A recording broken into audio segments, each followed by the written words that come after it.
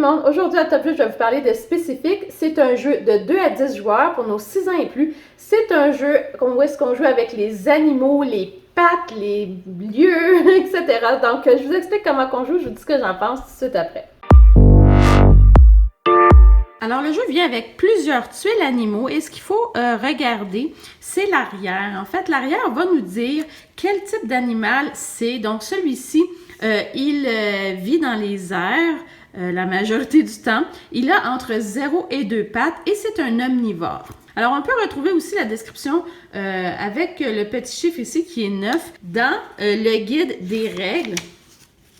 Donc, ils vont nous dire que l'animal 9, c'est une mouette et on va avoir tout le nom des animaux ici décrits. Par exemple, on va regarder la fourmi. La fourmi vit sur la terre, a plus de 6 pattes et est omnivore. Donc, le papillon, par exemple, vit dans les airs, a plus de 6 pattes et est herbivore. Donc, chacune des cartes comme ça a une description à l'arrière de ce que c'est. Vit dans l'eau, a 4 pattes et est omnivore, la tortue, par exemple. Et le jeu vient aussi avec des dés. Donc, chacun des dés, celui-ci représente l'habitat, celui-ci représente le nombre de pattes et celui-ci représente son mode d'alimentation. Donc, ce qu'on recommande pour les plus petits, c'est de choisir qu'un seul dé et on va le lancer. Et le plus rapidement possible, il faut que l'enfant tape sur une carte qui, par exemple, représente un animal qui est herbivore. Donc, on va taper sur la chenille, par exemple. Et là, une fois qu'il aura tapé sur la chenille, on va aller vérifier. Et s'il a raison, à ce moment-là, il va gagner la carte. On va relancer le dé. Alors, il faut trouver un animal qui est omnivore. Donc, on avait vu la mouette précédemment. Elle est omnivore. Alors, il faut taper sur la carte le plus rapidement possible. Chacun va taper sur une carte. Donc, c'est possible qu'il y ait plus d'un animal qui est omnivore. Tout le monde va taper. Celui qui aura raison va récupérer les cartes. Évidemment, c'est très simple pour le moment.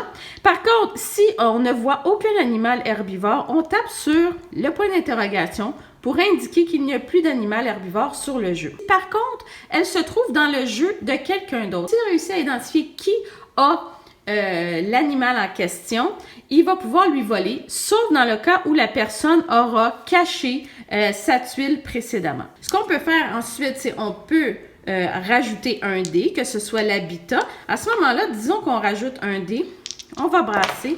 Alors, il faut qu'on tape sur l'animal qui vit dans l'eau et qui est carnivore. Alors, moi, je taperais sur le requin tout de suite et les autres feront leur choix. Et là, on va vérifier. Et oui, j'ai raison. À ce moment-là, je vais pouvoir récupérer le requin. Ce qu'on dit, c'est que si je fais une erreur, par exemple, je tape sur la crevette. La crevette, elle est herbivore et je me suis trompée, ça ne répond pas à ce qui est indiqué sur les dés. À ce moment-là, je dois remettre une des cartes que j'aurais gagnées précédemment. Et si on veut compliquer le jeu encore plus, à ce moment-là, on prend les 3 dés et c'est la combinaison des 3 qui va nous dire qu'est-ce qu'on doit faire. Donc, dans ce cas-ci, on doit trouver un animal marin qui est carnivore et qui a plus de 6 pattes. Alors, moi, je dirais celui-ci, la pieuvre. Oui, la pieuvre est marin, carnivore et a 6 pattes.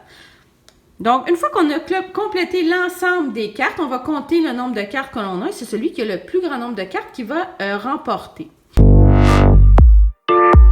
Alors, ce que je pense de Spécifique, d'abord, les cartes, je trouve qu'elles sont magnifiques. Le graphisme là-dessus, c'est très, très joli, très réaliste. Ce sont vraiment des photos.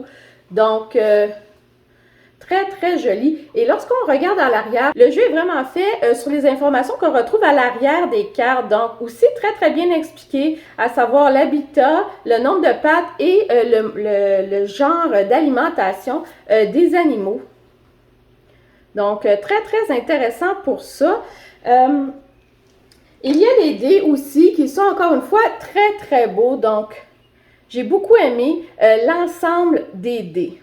Donc, très, très joli les composantes, j'ai beaucoup aimé. Par rapport à l'ensemble du jeu, évidemment, c'est un jeu, je crois, qui est beaucoup plus fait pour les écoles, dans un mode d'apprentissage.